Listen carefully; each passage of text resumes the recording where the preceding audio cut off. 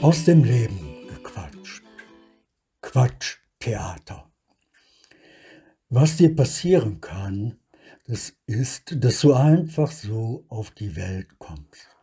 Man bringt dir bei, was gut ist und was nicht. Zum Beispiel, wenn du als Linkshänder geboren bist, was ja auch eine entsprechende Gehirntätigkeit bedeutet, und alles ist soweit okay. Du darfst so lange der sein, der geboren ist, einfach so, bis du in die Schule kommst. Dort ist deine Lehrerin empört und sagt, die linke Hand ist die böse Hand. Weil du so böse bist, lernst du zur Strafe mit der rechten Hand zu schreiben. Egal, was dein Gehirn dazu meint. Und weil du so böse bist, muss das Schönschrift sein. Gewissermaßen eine Strafarbeit. Wenn möglich, täglich. Ein paar Monate lang. Dann ist deine Schrift akzeptiert. Alles mit rechts.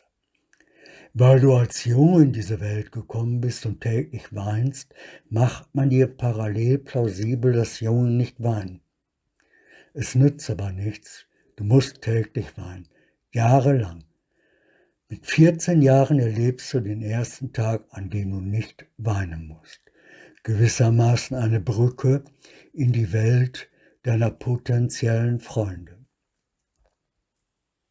Im Laufe der Jahre merkst du, dass etwas vor sich geht. Du hast irgendwie das Gefühl, dass es dich zweimal gibt. So, wie du sein sollst, damit du funktionierst, und so, wie es die Wahrheit ist. Einfach wie du bist. Du bist, der du bist. Man könnte auch sagen, ich bin. In deinem Leben hast du oft Erlebnisse, die dich besonders ansprechen, aber sie sind ein bisschen anders als gewöhnlich.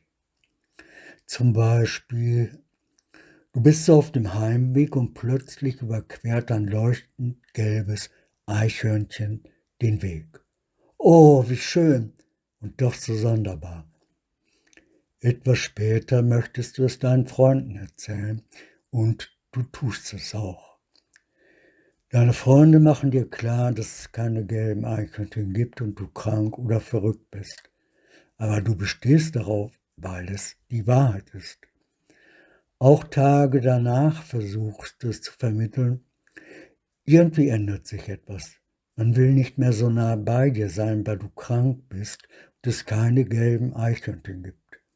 Außerdem bist du ein Junge, der kein Fußball spielt.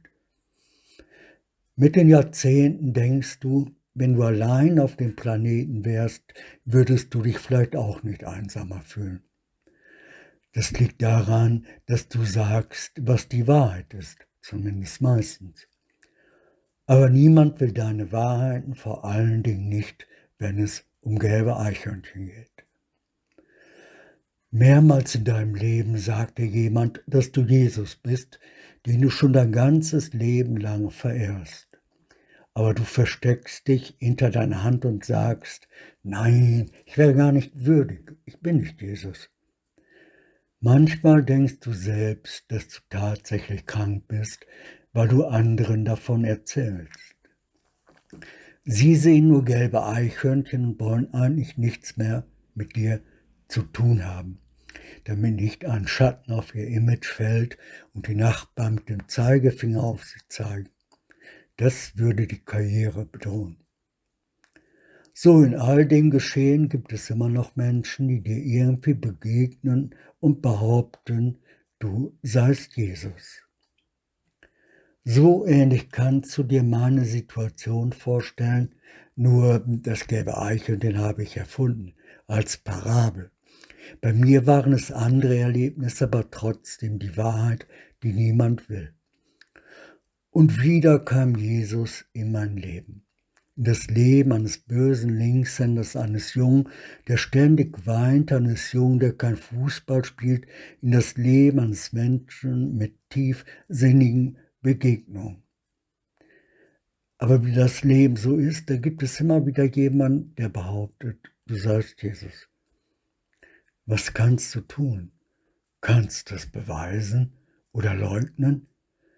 Vielleicht ist auch ein gelbes Eichhörnchen auf dem Weg zum lieben Gott.